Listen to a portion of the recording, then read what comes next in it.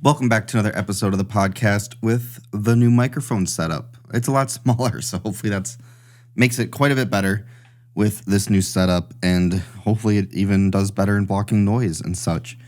Starting off with today's first topic, we have a Japanese startup is 3D printing small homes with the same price tag as a car. So what does it actually look like?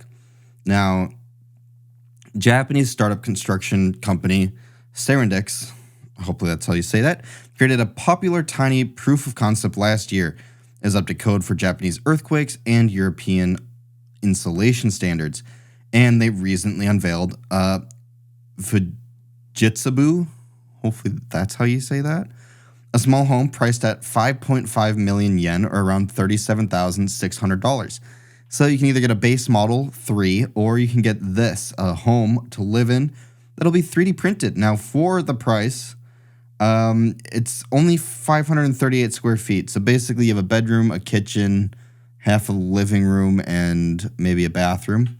But for, if you're just a couple or if it's just you, this is not that tiny. And considering the price, if they could double the size, I mean, you could legitimately have like a couple bedroom home for under $100,000, which would be absolutely wild. But with that said, it's small home, but it doesn't look that bad. And if you can get solar panel power, I mean, that's just wild. Now, the roof is made of panels that are cut by a computer numerical control, a CNC machine, which is pre-programmed to software controls to the movement of factory tools and machinery. Now, it only takes 44.5 hours to print and assemble the home. Since most 3D printing is done via, concrete, that's kind of what you're going to get. But in 44 and a half hours is pretty damn fast to put this together. As you can see, here's one partially getting put together here. I actually really you can see the roof here CNC machined out, but you can see I actually kind of like the look of the 3D printed layers that a concrete home has. And with that said, because it's concrete, it actually does quite a great job at keeping the house coolish, which is kind of wild to think about. Now, the 3D printed construction isn't a feasible option in populated or dense urban areas, as there's not enough extra land there for the printer to kind of do its thing. But nonetheless, it, at the end of the day, looks not half terribly bad. These pictures are somehow horrible. But you can see they drop the roof in place once they're done. They got the walls all printed out here, and nonetheless, they have to just run some power for it. A couple other things just to note is you can contribute the size of the home to the economical price tag, which isn't found in the U.S. since local rules require minimum sizes for houses and lots, and cost of land makes it impossible for developers to create smaller homes. That said, all of that is something that could be changed in the future, but it's exciting to see 3D printing getting to this point. As you can see here, we just have this quick little video of them just kind of assembling the 3D printed pieces. So they don't actually necessarily bring the printer there, I guess. Well, kind of rip. I like when they have the big printer machine. Nonetheless, it's cool to see a home priced at that point, even if it is only 538 square feet. That's still rather impressive for a modern home today. Next up, we have Android is getting its first brand makeover in over 4 years, which is not going to be even that exciting. So Google is refreshing Android's brand identity and trying to align it more closely with Google's branding itself. The new Android logo now features a capital A instead of an all lowercase styling, giving more weight to the word when paired with the Google logo. Our beloved Bug Droid mascot remains, but now in 3D, adding more character to the Android brand while giving it more robot styling than ever. Really cringe. Basically, Android got a slight rebrand. They didn't change that much, but every once in a while you got to update it. I hate the new font, but that's kind of, here and there you do a couple updates and bing bada boom, the Pixel 8 comes out, and all of a sudden you've added more to the launch of what might be boring if this is really the refresh we're doing to Android. I'm not saying it will be, but we'll find out here soon enough. But I gotta be honest, I like spiky head Android at least. But that's really all I got to say about that. Next up here, we have a continuing situation. If you're not aware of, the RTX 4090 connectors are getting a little more complicated. So if you did not remember or do not recall, NVIDIA's best GPU continues to melt. The 4090 continues to melt connectors. And even though they blame it's not because of the new cable that is sending a lot of power through the pins instead of having 3 PCIe connectors on it, you know, they said that wasn't the problem. The new adapter is not the problem. Everyone else said it was, and lo and behold, there's a revision to it already. And then on top of that, we also have people learning that even CableMod's adapter, which many people had bought in hopes that it would fix all of the problems, is now pinned as the cause of some of the problems in certain instances of melting connectors. Unfortunately, to these people that have bought this connector thinking it was a solution, it turns out it's actually a really bad solution. And the reason behind that is it turns out it voids warranties. Now, MSI is one of the people that has been mentioned in this article here, but basically someone's 4090 went up in smoke. They reached out to MSI like, hey, I need a new GPU. And then they were like, you're using the adapter? And they were like, yeah. And then MSI said, well, we can't warranty that because you were using that adapter. So that's a fat rip. The savior of the 4090 connector is actually part of the issue. MSI blamed manufacturing and tolerance issues, which CableMod has, denied that claim, leaving the users to fend for themselves.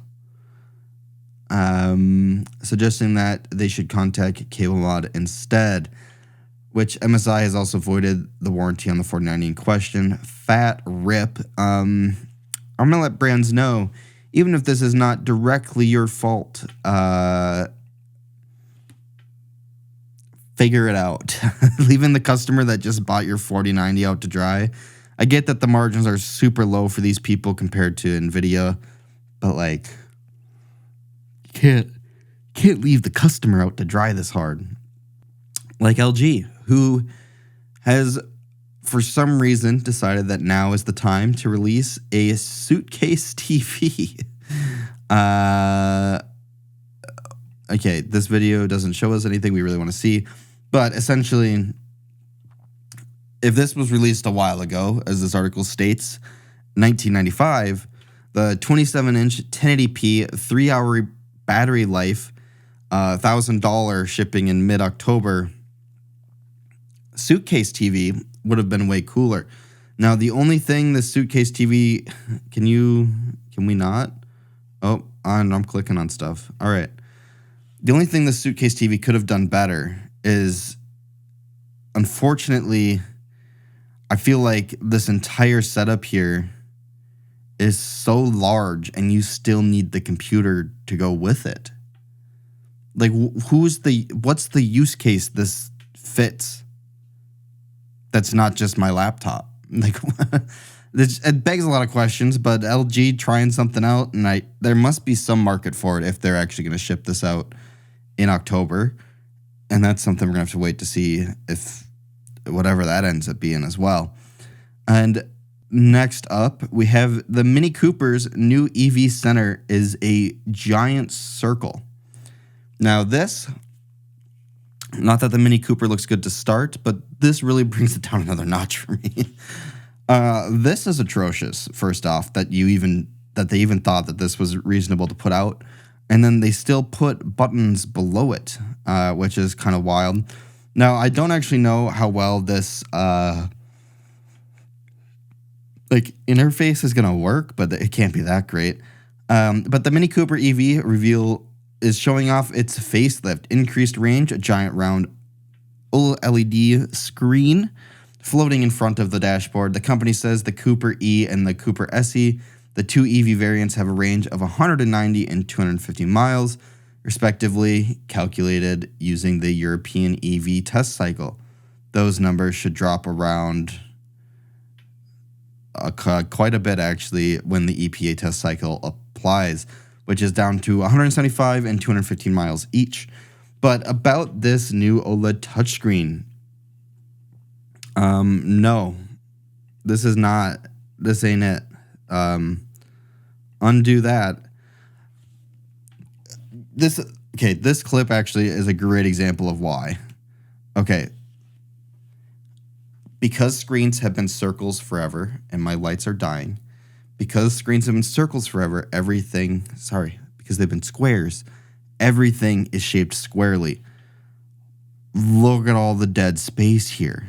Like, that is exactly why the round display is stupid. Does it look cool for your shifter? Does it look cool for the things you've optimized to go on it? Yes, but every other app I use is going to look stupid on your circular screen.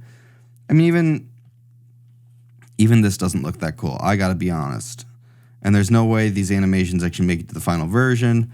And then the bezels are just ginormous as well. There's a lot of things that are just wrong with the Mini Cooper, and this just proves it even more, in my humble opinion. Mini says the Cooper E can reach 184 horsepower and a 0 to 60 from stop to in 7.3 seconds. And the more powerful version, the 218 horsepower Cooper SE variant, offers up 243 pound-foot of torque and can do it in 6.7 seconds, so not even really that much faster. Now, these batteries are sub 60 kilowatt hour, which actually for the range isn't that bad. The car probably weighs next to nothing. Now, the oval-shaped headlights, whoever designed this car likes circles. That's kind of what the takeaway is. I mean, it's got circle wheels, circle dashboard, circle. It's ugly. If you buy this car, just, I don't know, go next. All right, and for our last thing here, Tesla Giga Berlin promotes its free Giga Train shuttle for its employees. Now, if you didn't know this, Tesla had announced the newest addition to Giga Factory Berlin's amenities, the Giga Train. The shuttle service is expected to provide employees and commuters a free ride to and from the electric vehicle production complex and be a train. Now, capable of moving 400 people per ride. There it goes, breaking the tape, pulling into the stop for the first time. I believe this thing's making some ridiculous amount of trips, by the way, every single day. Between Tesla and all of the stops, it's going to move a lot of people, hopefully. Now, Tesla even set up some DJ music sessions there. You know, it's Tesla, so they may have gone a little over the top. They got a DJ dude here blasting out. I mean, just look at the overkillness of this stop. But Giga Train stopping at Giga Berlin, it's real. Tesla has bought a Giga Train. So here we go. Here's more of the stats here linked below, as we was just talking about. Starting today, the train will travel 60 times per day between Monday and Friday and will transport 1,500 employees on a daily basis at no cost if you work at Tesla, which is a pretty great perk from a car company. In case you didn't want to drive to work because you work at a car company, you don't have to. They put a train there for you to do that anyways. There's a literal DJ inside. I mean, they built them custom stuff. Like, there's so much over the top there. But that's kind of the Tesla way. More pictures here. I mean, this is cool to see. This is something that'll probably never happen at any of the American Gigafactories, unfortunately, because it'd be kind of cool to see Tesla get into trains of all things. But absolutely massive. If you're a Tesla employee, this is a huge benefit to what you want to do with your time and your traveling. And with that, thanks for listening to this shorter episode of the podcast, and I'll catch you guys in the next one. See ya.